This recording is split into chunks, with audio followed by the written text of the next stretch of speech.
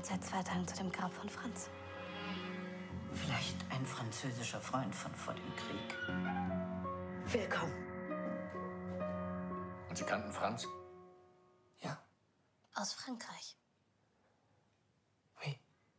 Pensez à lui toujours. Comment pourrais-je l'oublier? Le film est inspiré d'abord d'une pièce de théâtre, une pièce de théâtre française de Maurice Rostand, qui est un auteur qui est un peu oublié. Et en fait, il se trouve que cette pièce a aussi été adaptée dans les années 30 par Ernst Lubitsch. Quand j'ai appris ça, j'ai voulu renoncer parce que je me suis dit comment passer après Lubitsch. Et en même temps, en voyant le film de Lubitsch, je me suis rendu compte que ce que je voulais faire était très différent parce que je voulais raconter l'histoire du point de vue des Allemands, du point de vue de la jeune fille Anna et du côté de ceux qui ont perdu la guerre, au contraire de Lubitsch qui avait raconté l'histoire du point de vue du jeune homme français. Donc très vite, je me suis rendu compte que ça allait être différent. Et puis l'autre point qui m'a rassuré par rapport à mon adaptation, c'est le fait que Lubitsch a fait ce film dans les années 30 sans savoir qu'une deuxième guerre mondiale allait arriver.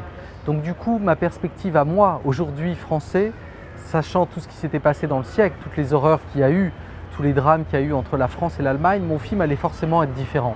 Donc le film porte toutes ces différences et en même temps, je trouvais ça beau que ce film soit un peu une réponse à Lubitsch qui était d'origine autrichienne et qui a raconté un film sur un Français, que moi en tant que Français, je fasse maintenant un film sur un personnage allemand. Ich bin froh, dass da ist. Macht es dich nicht auch glücklich? Doch. Aber wird weggehen. Dann werden wir uns bemühen, ihn noch eine Weile bei uns zu behalten. Ja? Vous veniez souvent ici? C'est ici que Franz m'a demandé maman. Ce qui m'a intéressé dans cette histoire, c'est vraiment l'idée du mensonge. Montrer que le mensonge dans certaines circonstances, surtout dans les circonstances dramatiques de guerre, pouvait avoir un effet bénéfique parfois. Que des fois ça pouvait aider les gens à survivre. Et je trouvais ça intéressant de faire un film sur le mensonge aujourd'hui, dans une période où on est obsédé par la transparence, par la vérité, où on veut tout savoir de tout le monde. Et je trouvais que c'était ironique de raconter cette histoire et montrer que non, des fois, dans certaines circonstances, il fallait mieux cacher ou raconter une fiction pour mieux supporter le réel. Vous avez beaucoup souffert. La seule blessure, c'est Franz. Moi, je crois que le ton d'un film vient vraiment de l'histoire qu'on raconte. Là, c'est une histoire dramatique qui n'appelle pas de l'humour, qui n'appelle pas d'ironie.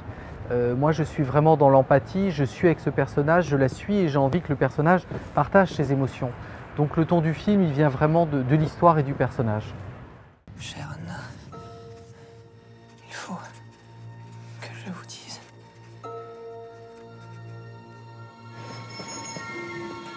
Du bist jung und schön. Versäume diese Chance nicht. Chaque film est compliqué. Là, c'était un film compliqué parce qu'il fallait convaincre les producteurs de tourner en noir et blanc, mais de tourner aussi en allemand. Donc ça, c'était un petit peu compliqué. Mais c'est vrai que j'ai eu mes films dernièrement ont eu des succès en France, donc ça m'aide à faire.